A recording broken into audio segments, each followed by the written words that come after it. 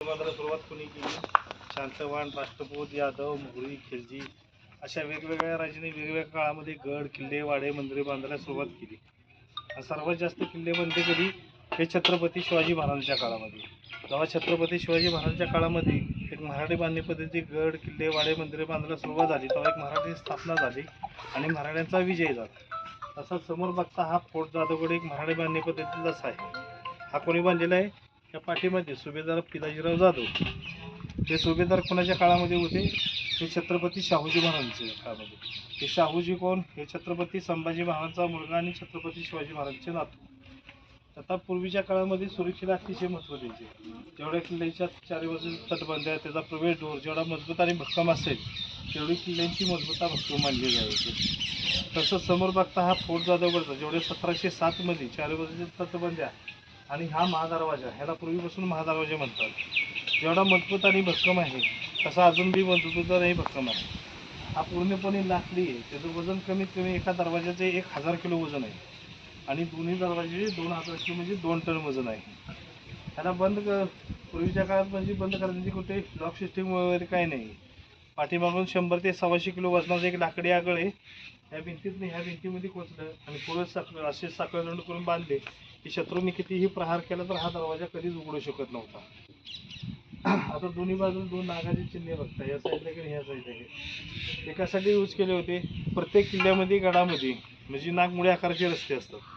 म्हणजे कोणी किल्ल्यामध्ये सेनापती असतील, राजे असतील, महाराज कोणी असे मोठी व्यक्ती असेल, अचानक कोण दुश्मन आतमध्ये घुसण्याचा प्रयत्न केला किंवा त्याला आतले किल्ल्यामधले एक अंदाज घावू नये म्हणून ही वेळेकडे नागमुळे आकाराचे रस्ते बनवले असतात. आता वरती 4 होते बघता, 1 2 3 4. एकासाठी यूज केले होते. सकाळी समय दरवाजा बंद झाला, अचानक येऊन दुश्मन दरवाजा मोडतोड करायला हवी तर आपलं सैनिक उकळतं गरम तेल त्याच्या अंगावरती सोडायचं. आणि वरती हा झेरुका बघताय, ह्या झेरुक्यामधून पूर्ण जेवढा मोकळा परिसर आहे दिवे काठाचा तेवढे लक्ष केंद्रित करायचे. म्हणजे शत्रू कुठून येतो, किती वेळ लागतो, किती जण आहेत ते असे कानुसा घेतला जायचे. मग आपले सैनिक तयारीला लागायचे. आणि खरी सुरक्षा म्हणजे 401 रूम. स्वतः पिलाजीराव जाधवांचं वास्तव्य, स्वतः पिलाजीराव जाधव त्यात राहिलेले आहेत. मग त्या रूमपर्यंत जाण्यासाठी एक 5 लाकडी डोर होते. ते शेवटच्या दरवाजापाशी गेला एका वेळेला एकच माणूस जाता असं एक तटबंदी बनवली होती.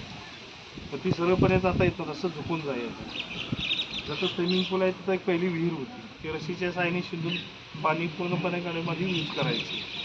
आता इथून उजव्या साईडला गेला छज्जा रेस्टॉरंटमध्ये उजव्या साईडला एक डंजन आहे पूर्वीचं. वर्षभराचं अन्न धान्य कपडे साठवले जायचे. तिथून समोर गेला 101 रूम आहे. त्याच्या शेजारून एक 14 किलोमीटर अंतराचा भुयारी मार्ग आहे.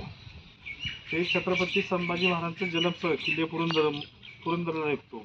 एक माणूस जाईल असा. पण बाकीचं सगळं बंद केलेलं आहे. दर्शनी भाग फक्त दाखवण्यासाठी ठेवलेलं आहे. आता पूर्वी कसं राजे महाराजे गडावरती आता ढोल तुतारी आरती टीका करून स्वागत करायचे, तसंच बी आम्ही येणाऱ्या पाहुण्यांचं ढोल तुतारी आरती टीका करून स्वागत करतो. आता पूर्वी कसं एकदा दरवाजे बंद झाले की ते सकाळीच उघडायचे. मग मध्य काळामध्ये कुणाला आत जायचं असेल, कुणाला बाहेर यायचं असेल तर राजाच्या आज्ञेशिवाय आत घेतली जायची किंवा बाहेर सोडली जायची. तीच परंपरा आम्ही 10 मिनिटासाठी इथं राबवली. आता तुम्ही म्हणशील की पूर्ण काळ तुम्ही दरवाजा का बंद ठेवत नाही? तिथं लंचसाठी, डिनरसाठी, स्टेसाठी गेस्ट येतात, त्यांना हे कुठला अडथळा निर्माण होणे हा पहिली आपली जुनी परंपरा अखंडित पुढे चालावी म्हणून सकाळी 6:30ला बंद करतो आणि 6:40ला उघडतो आणि सकाळी 9:20ला बंद करून 9:30ला ढोल तुतारीच्या साहाय्याने ओपन करतो. धन्यवाद. संध्याकाळी 7 वाजता गणपतीची आरती. फोटो वगैरे कोणाला काढायचं तर काढा.